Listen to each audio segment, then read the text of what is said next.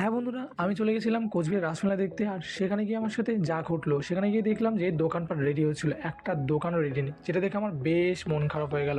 আর এই মন খারাপ আমি কোথায় রাখি, এই মন খারাপ নিয়ে চলে গেছিলাম খাবারের দোকান দেখতে। আর এখানে গরম গরম জিলিপি পাচ্ছিলো, যেটা দেখে আমার বেশ খেতে ইচ্ছে করলো। তারপর পাশের দোকানে বেলপুরি পাচ্ছিলো, যেটা তো আমার একদম খেতে ইচ্ছে করছিল না।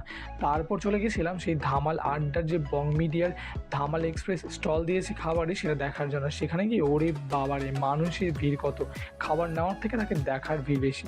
তো সেখানে একটু সময় কাটিয়ে চলে এসেছিলাম শিক কাবাব দেখার জন্য, যেটা দেখে আমার বেশ খেতে ইচ্ছে করলো। আর তোমাদেরকে খেতে ইচ্ছে করছে সেটা অবশ্যই কমেন্ট সেকশনে জানাবে। তারপর চলে এসেছিলাম সাজানো গোছানো এই বেনারসি পান দেখার জন্য। এখানে নাকি বিভিন্ন দামের ভ্যারাইটি রকমের পান পাওয়া যায়, সেটাই আমরা জানলাম। তো তারপর চলে এসেছিলাম নাগরদোলনা দেখতে। মেলায় এসে নাগরদোলনা দেখবো না, এখনও হতেই পারে না। তো নাগরদোলনা দেখে তোমাদেরকে দেখিয়ে আজকের আমার ছোট্ট মিনি ব্লগ শেষ করলাম। তোমাদেরকে কেমন লাগলো অবশ্যই জানাবে। তো দেখা হবে নেক্সট ভিডিও। বা